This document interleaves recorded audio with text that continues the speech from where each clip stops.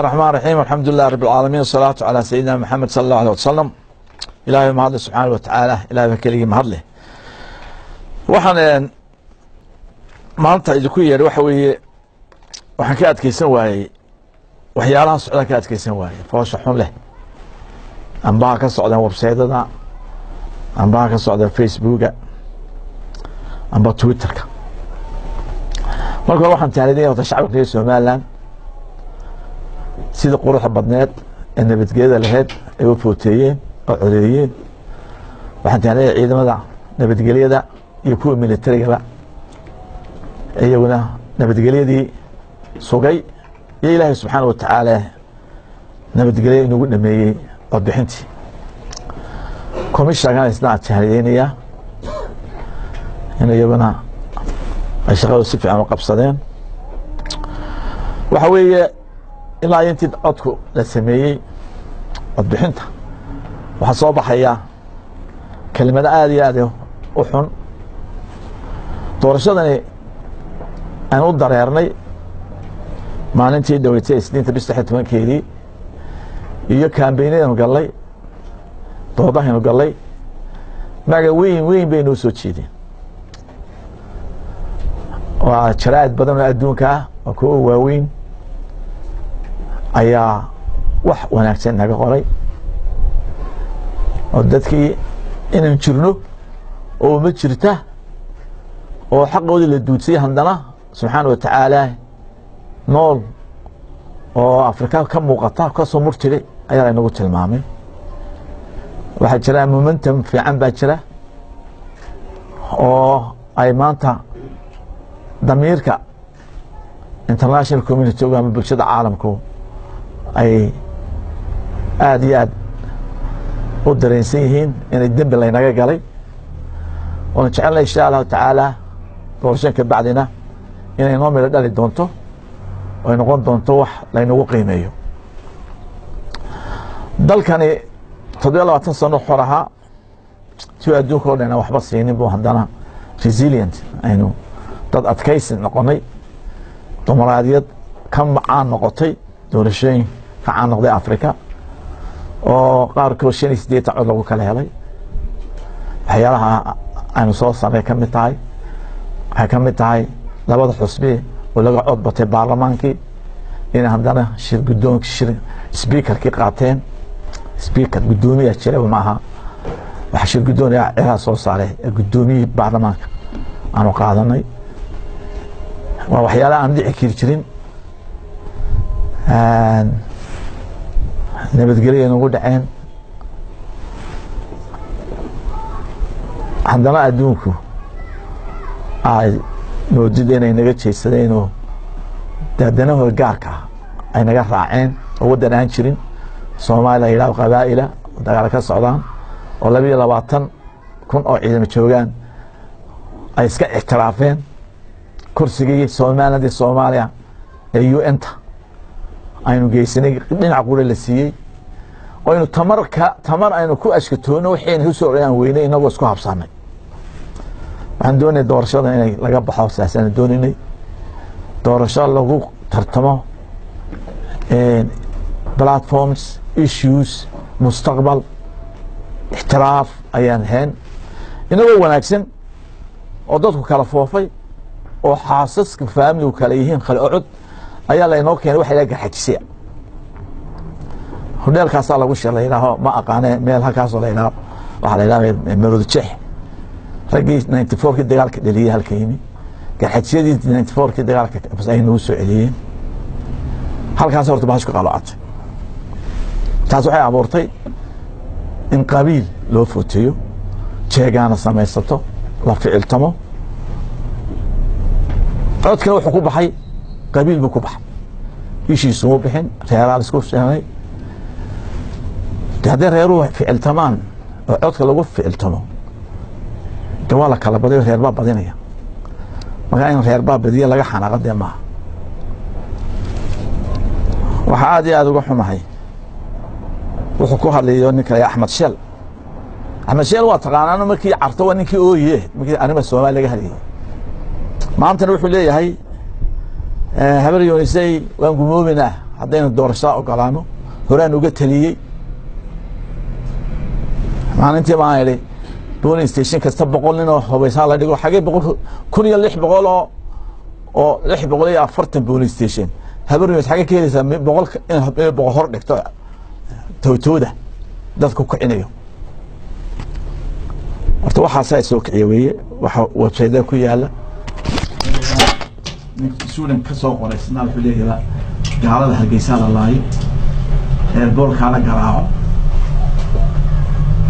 burburcadeed hala xoojiyo si badbar u xiranto waxaan sheegayaa iyaga ka yimi qurbajoog ee doonayeen inay inta caruur dibadda soo dhigteen inay Soomaaliland masaakiinta dadka reer Soomaaliland inay qasgeliyaan haloo diyaar ka raacaan suurta gali meesaleena haleenahay shacbiga reer Soomaaliland ee soo dadaalay maanta ka soo kabtay dagaalkii sokeeye ee 94kii dadka soo celiya wixii waxaan u sheegaynaa inaan maanta Soomaaliland dagaal ka dhicin xumaanta ay dusha ka saaran tahay ku ciidaysan doonaan waxa jirta rag baa intay soo taageen TV-ga presska ilaaheen waxa la soo qortay buug beenbeena oo lagu footay ilaahay foojiri baa la soo sameeyay waxay ahayd markay ka baxeen meediyaha in la soo qabtay hadday yihiin foojirina la keeno cidii keentay foojiriga soo samaysay buugta bixinta soo samaysay hadda nek laga qaatay commissioner la ogaado cidda bixisay intay saa yiraahdeen waa lagu shubtay ayaa dagaal ka dhacay dadka mudaharaad dhigay dad baa ku dhintay ilaa maantana dibadda joogaan waxaan arrinta ogaatay inuu ahaa buug soo haray oo buugga codbixiyas ka soo haray oo gobolka saaxil ahaa waliba deegaanka taageera era ah in la soo qabtaa weey ragii press conference bixiyay ee dhimashada maanta keenay ee dadka maanta dhintay ka mas'uulka ah ee beenta faafiyay in la soo qabtaa weey 240 sanduuq oo hore loo tilmaamay oo loo jiriyay ay ilaahay wadan noogu celiya iyagoo nagala tashan labada xusbe kale commissionku ayuu ogolaaday ilaa hadda 6 mid baa haro mid qor oo qaar laga helay ma jiro hal qaanad mid laga helay ma jiro laba maalmood dib u dhacday magaranaysaa in codbixintii iyo in result kala sheego waxaan arkaynaa halka in jireec weyn ka muuqan tahay uu ka muujiyay in marka taqaanay nek koow in soo qabtaan buugi markay ogaadeen laga xaday kii sitayna soo qabtaan kii u dhiibanay inay helaan wadan aan sharci ku shaqeynin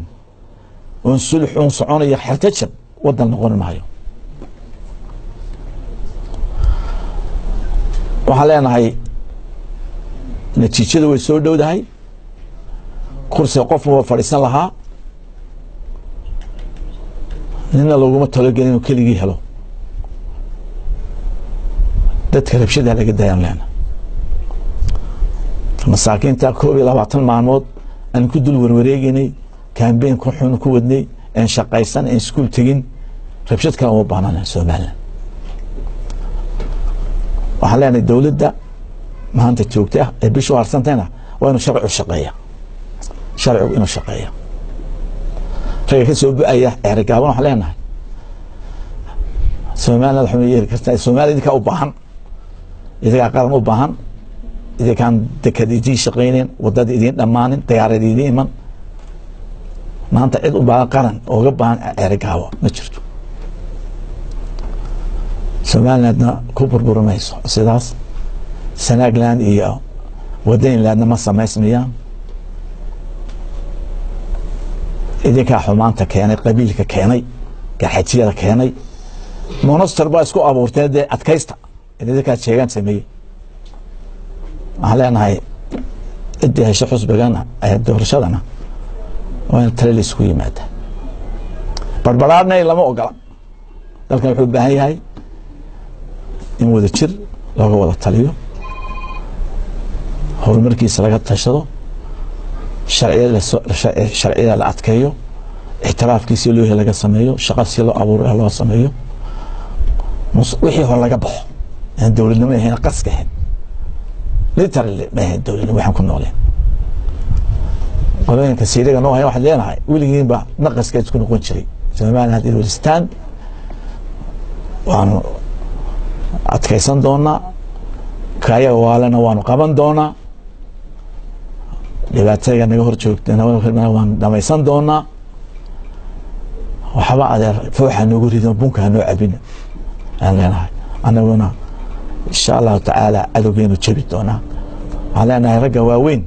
أحمد شركة مني رجع كلام مكان كيس يوم كحشونيو ما ضلك يدك أولادنا رجع أوجهي وكل شرح ربشله هذا البلاء لو ما يعرف أنا تعيد قصته من المتشر ترى شخصيات كان لها ليوي أنا وريها القصان وبضع على من وريها ذي شيء إذا قال أنت وراك فلان 94 تي ولا يسوق ومينيا نرجع يروح علينا ربشدها للتشوتش وحنا هنبلينيا سلطان محمد سلطان حيستقنا يعني هنبلينيا سيدو في عنو هاللي ولا كلا بحي دورشنا ولا كلا بحي ولا أوجادي إنك سبب إلهي سبحانه وتعالى ندلو من موقع علينا هاي دورشنا ويدمانسا نبض بكل دمانسا عدي إلهي قرية وهلسا هل كاسم هو صعنا إن شاء الله تعالى. السلام عليكم ورحمة الله وبركاته. يا